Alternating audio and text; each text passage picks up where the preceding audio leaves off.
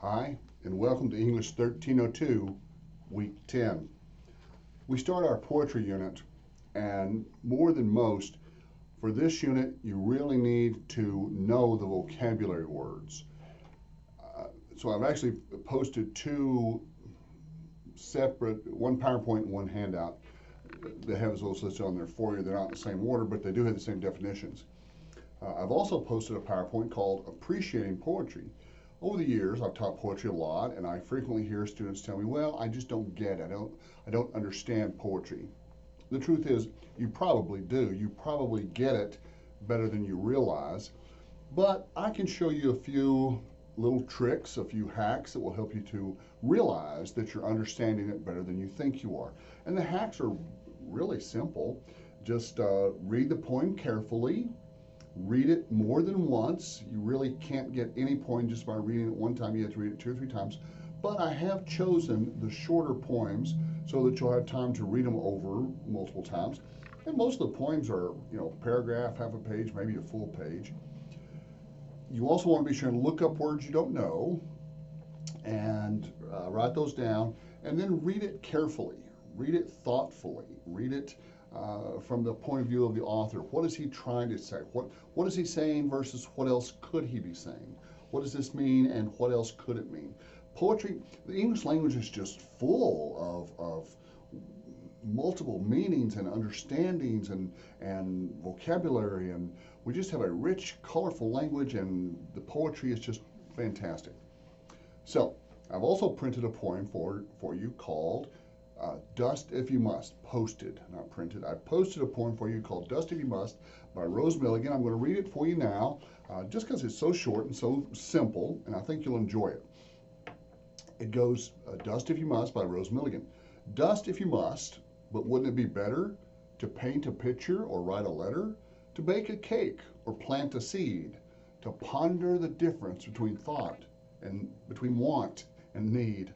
Dust if you must, but there's not much time, with rivers to swim and mountains to climb, music to hear and books to read, with friends to cherish and life to lead.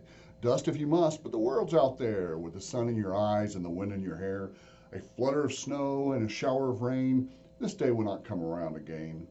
Dust if you must, but bear in mind that old age will come and it's not kind. And when you go, and go you must, you yourself will make more dust.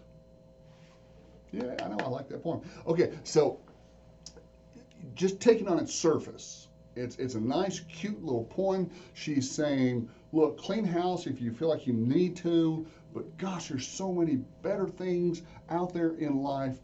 Limit the time for the little necessary chores. Get out there and live life. Paint a picture, write a letter, bake a cake, or plant a seed. Do all these fun parts of life. Now, but the poem also has some very interesting vocabulary in it. For example, dust. She uses the word dust as a verb most of the time, and she says, dust if you must. And what does that mean? Well, she literally just means to go around and just, knock the dust off the top shelves. Hold on, I've got a highlighted version here somewhere. Too many handouts. She simply means get a feather duster or a Swiffer and go around and knock the dust off, which is a great suggestion considering the dust storm we had last week. But she uses that word dust on purpose. She could have said vacuum or mop or sweep. Well, she doesn't. She says dust because there's some allusion there. The word dust most often alludes to a verse from the Bible. You may be familiar with it. If you've ever been to a funeral, you've probably heard it. You come from ashes to ashes and from dust to dust, meaning you were created out of the stuff of the earth, and when you die, your body's going to decompose back into that same stuff that you were created out of. And so she sneaks a biblical allusion there on us. She also says, she has anaphora. Anaphora is the repetition of beginning consonant sounds. She's got that each stanza begins with a D, the word dust. She also uses synecdoche.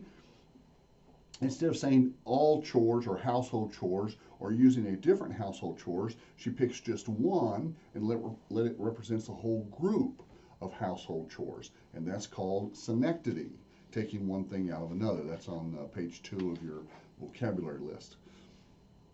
And it's just a fun little poem, and there's some other metaphors and stuff in here.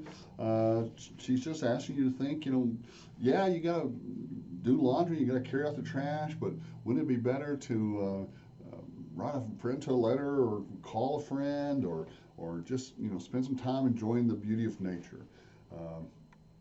And then, of course, at the end, she gets really cute. She says, "Dust if you must, but bear in mind that old age will come. You're going to get old.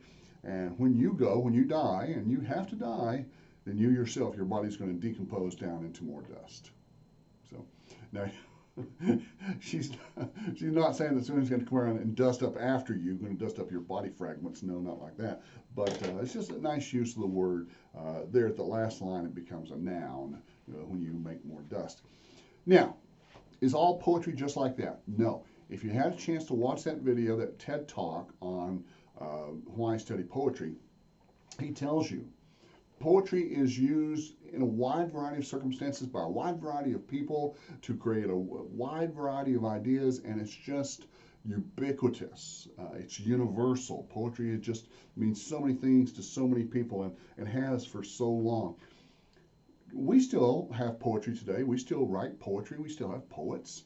However, most of our poetry is set to music, and we call them songs. If you've ever sang a song, then you have basically just recited a poem set to music. Poetry doesn't have to rhyme, although personally I prefer it to rhyme. I'm kind of old-fashioned. And our poems for this week, week 10, Richard Cory, Dover Beach, My Papa's Waltz, The Passionate Shepherd, and The Nymph's Reply. There's 5 of those there. They're all pretty serious, except for that last one. Well, the last 2, really. But Richard Cory is about suicide, I'll tell you. Dover Beach is about loss of faith. Papa's Waltz. Watch the video.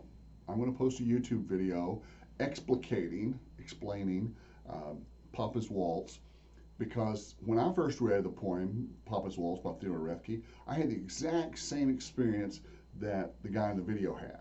Where I first read it and I took it to mean one thing, and then when I thought about my life and read it again, it meant something different. See if it happens to you too. And then those last 2 poems, The Passionate Shepherd to His Love and The Nymph's Reply to His Shepherd, they're just fun little poems talking about what's going on in life. Your, let's see, your third quiz is scheduled for next week, week 11, but we may have to push that back to week 12. Just give us enough material to test over. And probably the same thing with your third research paper. Because I don't expect you to be able to write a research paper in 2 weeks. And who knows, we may combine research papers 3 and 4, so you only do 1 more this semester, but it would by necessity be a larger paper.